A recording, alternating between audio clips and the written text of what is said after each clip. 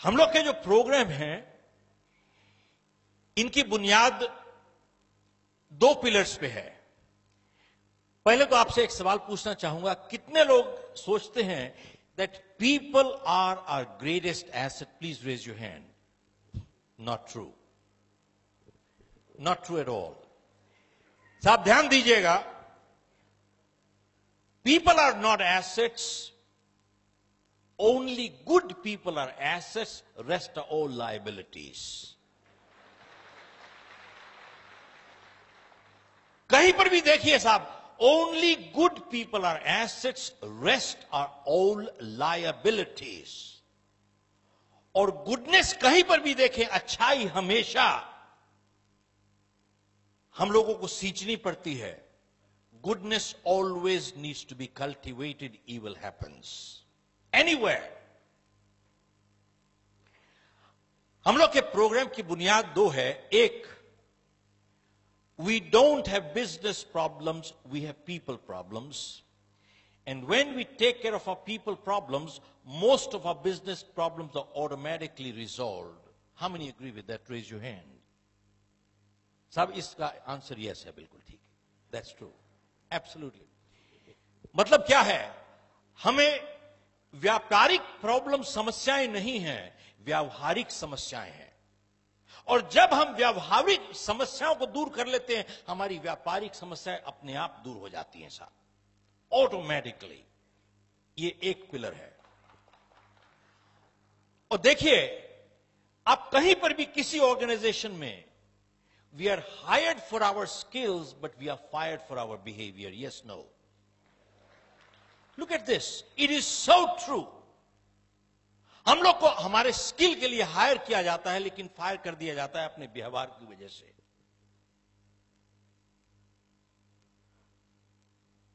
और दूसरी चीज, जब भी कोई इंसान यह कहता है कि यह मैं काम नहीं कर सकता, वो दो चीज कह रहा है, या मुझे करना नहीं आता या मैं करना नहीं चाहता। ध्यान से देखिए, जब कोई इंसान यह कहता है कि यह काम मैं नहीं कर सकता, दो चीज कह रहा है, या मुझे करना नहीं आता या मैं करना नहीं चाहता।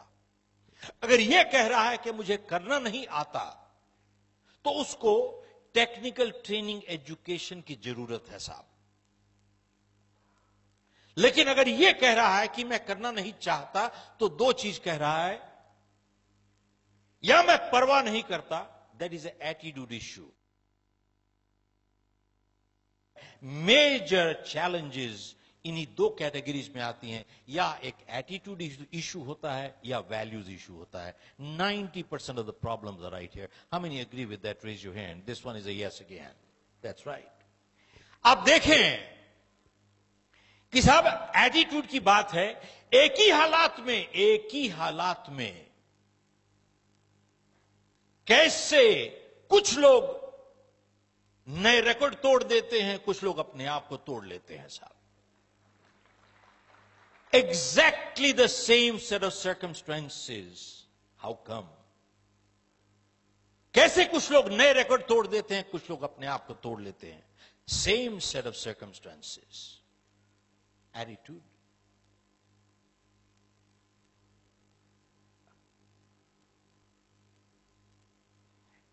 आप लोगों में से कितने लोगों ने मुझे पहले सुना है? मैं हाथ खड़ा करके बताइए तो। अच्छा, मैं इसलिए जानना चाहता हूं कि will you laugh at the same jokes, that's why. So I want to get a new, that's all, so that I want to make sure I get different set of jokes, that's it. Okay, important thing is,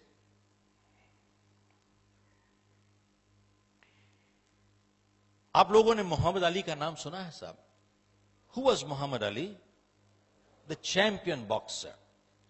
साहब जब वो ring में जाते थे, क्या कहते थे?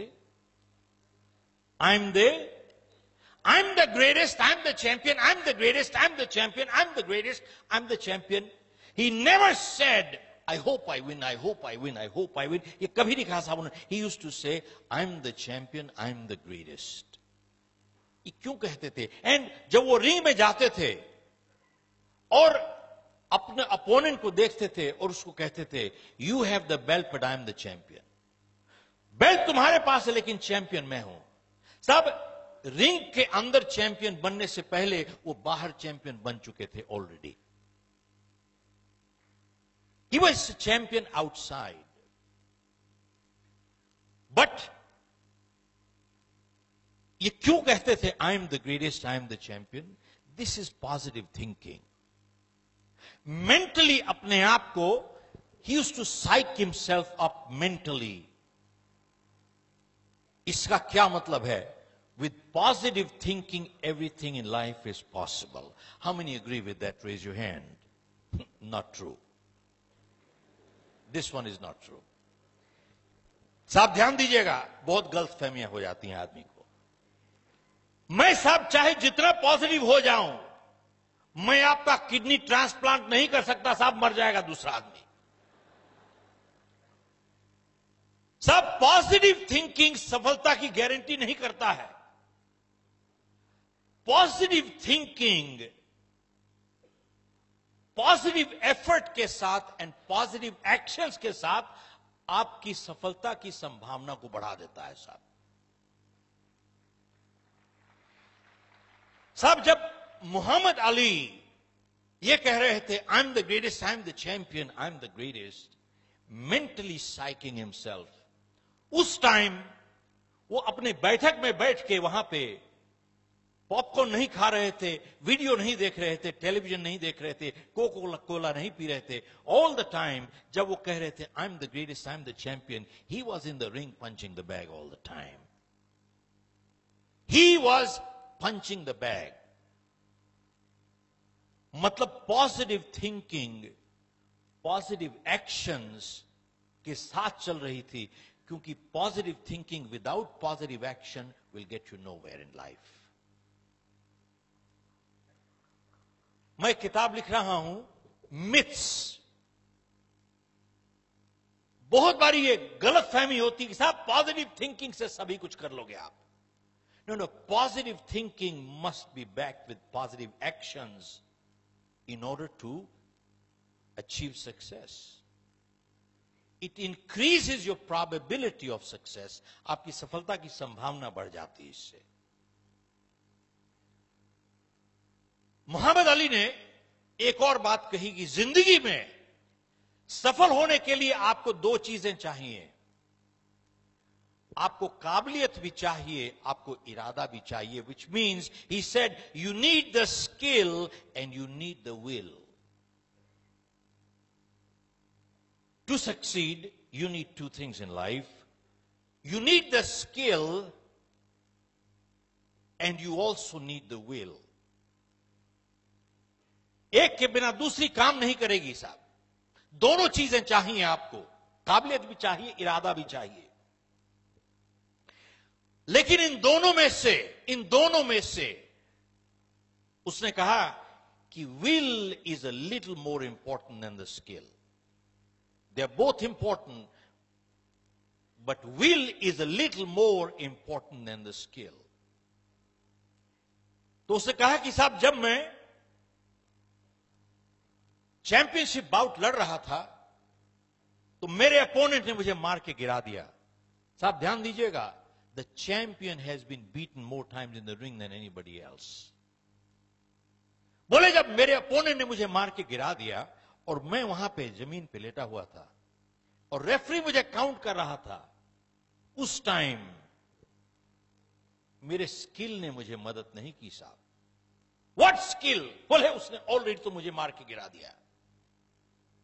उस टाइम बोला इट वॉज माई विल जो मुझे कह रही थी बार बार, एक बारी फिर से उठ जाओ भाई, एक बारी फिर से खड़े हो जाओ, एक बारी फिर से खड़े हो जाओ साहब, एक बारी फिर से खड़े हो जाओ, एक बारी फिर से खड़े हो जाओ साहब. It was my will, it was not my skill that pick me up.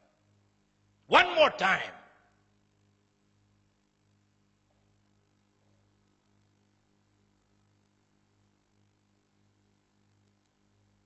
साहब आप लोगों ने माइकल फेल्प्स का नाम सुना होगा. कौन था माइकल फेल्प्स? That swimmer. कितने गोल्ड मेडल्स जीते साहब उसने? 21 या 22 जीते लास्ट ओलंपिक्स में. लेकिन इसको प्रसिद्धि कब मिली? 2008 में, जब इसने क्या किया, बेजिंग में 36 साल पुराना रिकॉर्ड तोड़ा। किसका? मार्क स्पिट्ज का। मार्क स्पिट्ज 1972 में म्यूनिक में उसने 7 गोल्ड मेडल जीते थे। वहां पे प्रेस वाले भी थे, तो किसी ने कहा कि साहब 7 गोल्ड मेडल जीत लिया आपने, must be your lucky day, must be your lucky day. तो जब मार्क स्पिट्ज ने यह सुना must be your lucky day, उसको बहुत बुरा लगा। तो उस जर्नलिस्ट को बुलाता है, कहता है तुम इधर आओ, मैं तुमको बताता हूं what luck did for me. कहता है आई वॉज इन मैक्सिको 1968। बोला मैंने 3 गोल्ड मेडल जीते। He says, मैं खुश था लेकिन ना खुश था। बोले मैक्सिको से म्यूनिक में 4 साल में मैंने 10,000 घंटों की प्रैक्टिस की है। और अगर आपका गणित अच्छा है, इसका मतलब है 2,500 घंटे हर साल। और गणित और अच्छा है, इसका मतलब है 8 घंटे डेली बिना एतवार के। और मार्क स्पिट्ज ने जर्नलिस्ट को कहा कि आप ऐसा कीजिए, अगले 4 साल के लिए 8 घंटे डेली पानी में बैठ जाइए, आपका जिस्म सुकड़ जाएगा। पूछता है, बोले क्या किस्मत ने मुझे जिता दिया है।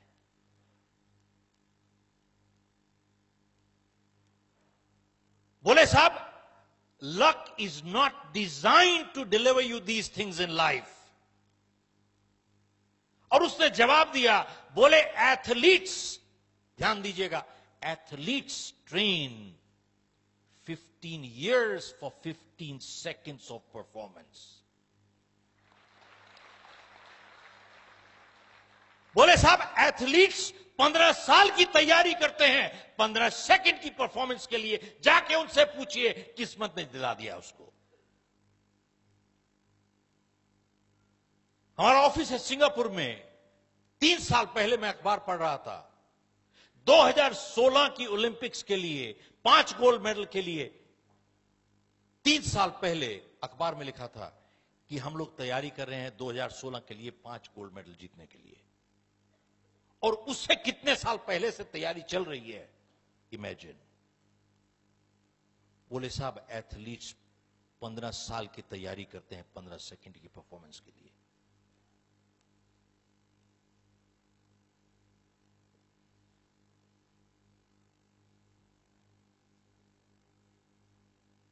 तो साहब ऐसा है,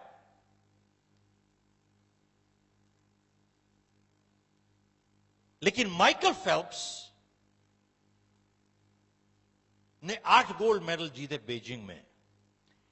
अब मैं यहां से हाथ देखना चाहता हूं, आप लोगों में से कितने लोगों को यह मालूम है कि 2 साल पहले ओलंपिक से 2008 से पहले माइकल फेल्प्स का हाथ फ्रैक्चर हो गया था साहब। one lady, I need to give you a gift. Come on up here.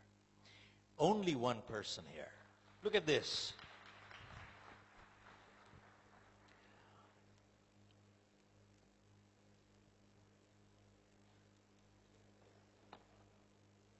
I'm going to give you one of my posters.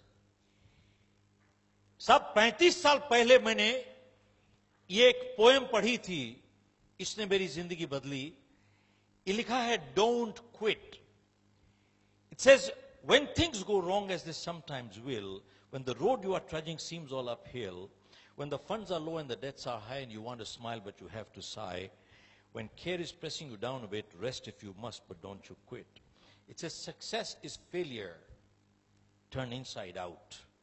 The silver tints of clouds of doubt. You never can tell how close you are. It may be near when it seems so far. It says, so stick to the fight when you're hardest hit. It's when things go wrong that you must not quit. Thank you very much.